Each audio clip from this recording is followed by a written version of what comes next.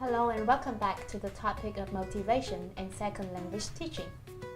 In today's section, I'm going to focus on how to create basic motivation conditions. We are going to explore what are appropriate teacher behaviors, how to create a pleasant and supportive atmosphere in the classroom, and how to establish a cohesive learning group. First of all, let's have a look at appropriate teachers.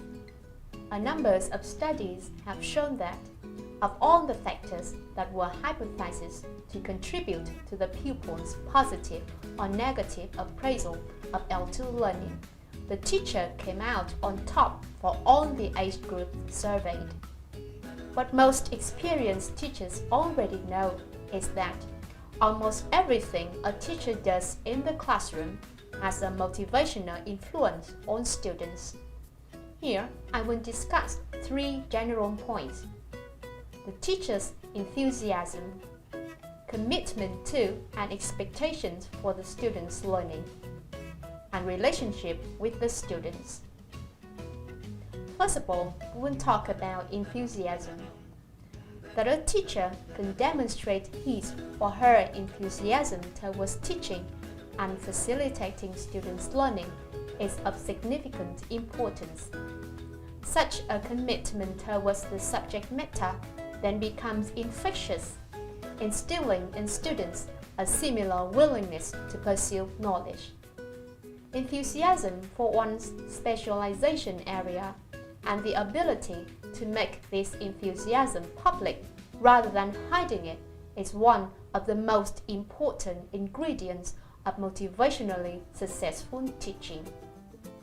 Project enthusiasm is related to the more general process of modeling, which is a very effective method of teaching various things by setting an example, and there is no reason why this example could not involve motivational factors such as effort expenditures, positive attitudes, and interest in the subject.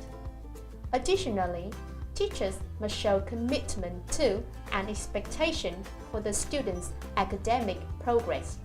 In his or her position of group leader, the teacher embodies the class spirit. Broadly speaking, if you show commitment towards the student's learning and progress, there is a very good chance that they will do the same thing.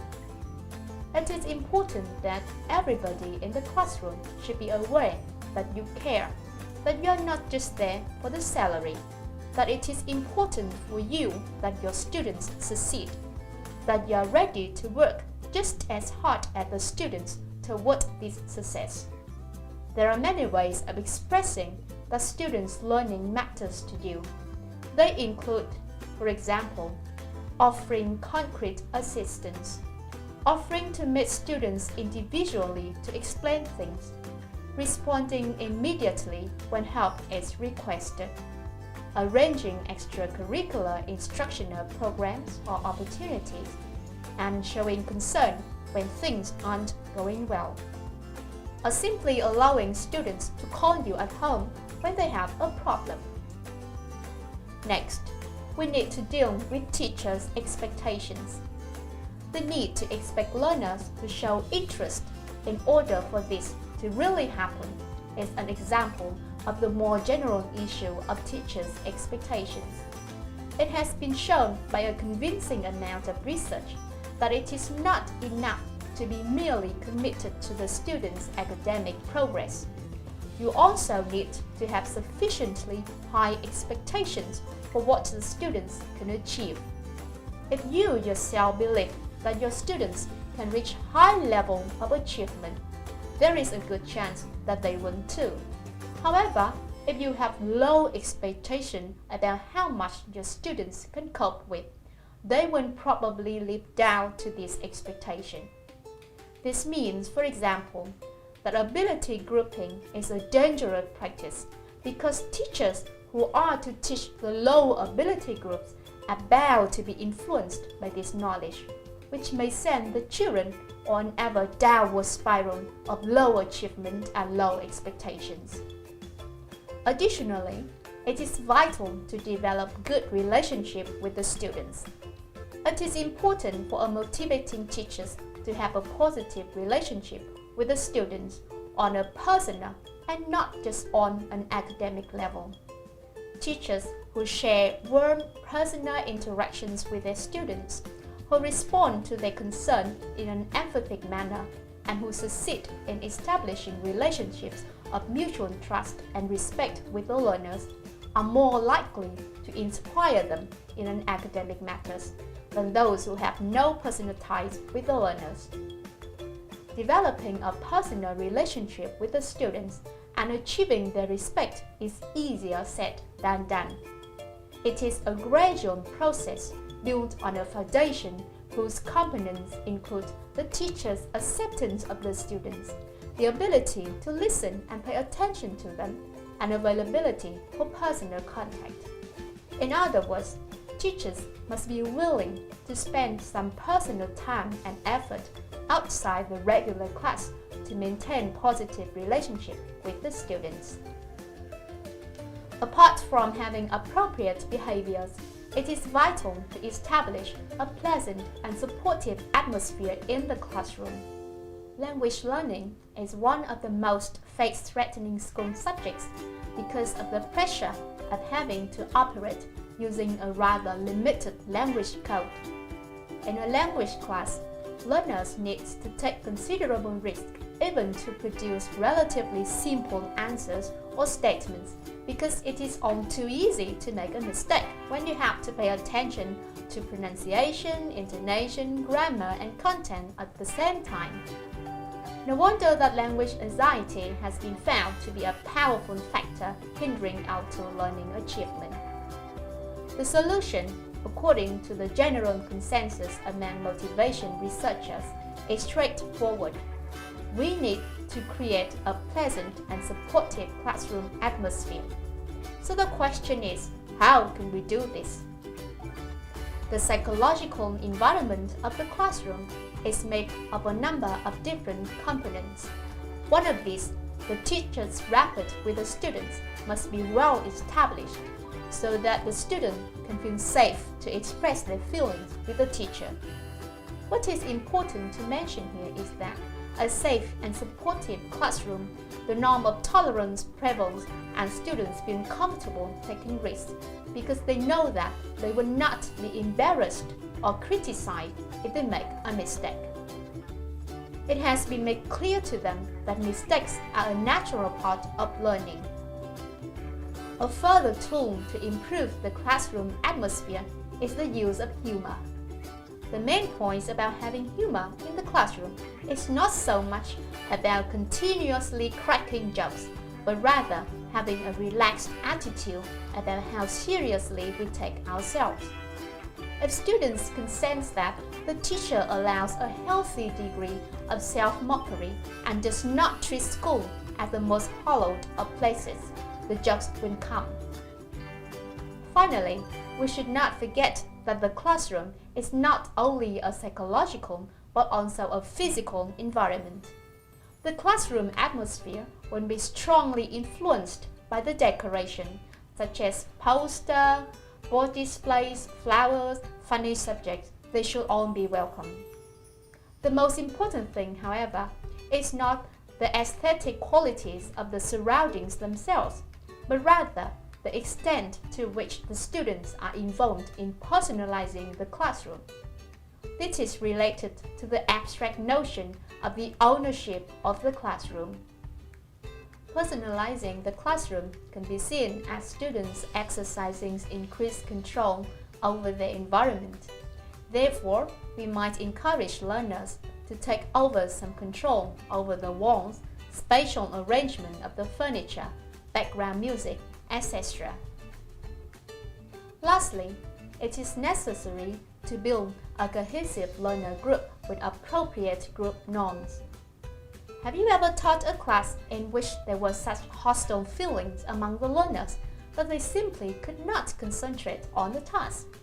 Have you ever had a group of learners who showed the slightest enthusiasm toward the subject? If you have, you will know from the bitter experience that the characteristics of your class group make a lot of difference when it comes to the students' attitudes towards learning. Indeed, it is a well-established fact that in social psychology, that the group in a social unit exert a powerful influence on its members' behavior. Here, I will only highlight two aspects of group dynamics that have direct motivational bearings: group cohesiveness and group norms. A cohesive learner group is one which is together, in which there is a strong we feeling, and which students are happy to belong to. That is, it refers to the members' commitment to the group and to each other. It is the magnetism or glue that holds the group together. Cohesiveness is often manifested by members seeking each other out, providing mutual support, and making each other welcome in the group. What is even more important from our perspective is that student motivations tends to increase in cohesive class groups. This is due to the fact that such group students share an increased responsibility for achieving the group goals. They pull each other along, and the positive relations among them make the learning process more enjoyable in general. Therefore, if you can establish a cohesive learner group, positive learning experience will be multiple, generating greater motivation among learners. Regarding group norms, the interesting thing about this group norm is that only some of them have been mandated by the teachers, such as no eating in class. Others have developed during the course of the group's development and are not even explicitly stated. In many contemporary classrooms, regrettably, the norms set among students are negative. In such context, a student's lack of motivation can often be traced back to a real or imagined fear of being isolated or rejected by their peers. On the other hand, if the group adopts effective learning-oriented norms, this can be a major contribution to group motivation. How can we establish constructive group norms? After all, everybody, teachers and students alike, would agree that there need to be a certain rules of conduct in the classroom to make joint learning possible. Research findings suggest that norms are most efficient if they are explicitly discussed and willingly adopted by members. To facilitate this, an explicit norm-building procedure should be set up early in the group's life. For example, by formulating potential norms, justifying their purpose in order to enlist support for them, having them discussed by the whole group, eliciting further potential norms from the learners and subjecting this to discussion too, and finally, agreeing on a mutually accepted set of class rules. If the teachers does not pay enough attention to the enforcement of the established norm, learners very soon get the message that those rules are not really important and will rapidly discount and disobey them. For example, if the group has originally agreed on always writing their homework, but the teacher sometimes forgets to check this or lets those who have failed to complete theirs get away too easily, the homework writing morale of the class will soon plummet. To wrap up this section, I would like to remind you of 7 strategies to motivate students. Number 1. Demonstrate and talk about your own enthusiasm for the course materials and how it affects you personally. Number 2. Take students' learning very seriously. Number 3. Develop a personal relationship with your students. Number 4. Create a pleasant and supportive atmosphere in the classroom. 5. Promote the development of group cohesiveness. 6. Formulate group norms explicitly and have them discussed and accepted by the learners. 7. Have the group norms consistently observed. Please apply this strategy in your classroom to enhance and promote your students' motivation for learning. Thank you.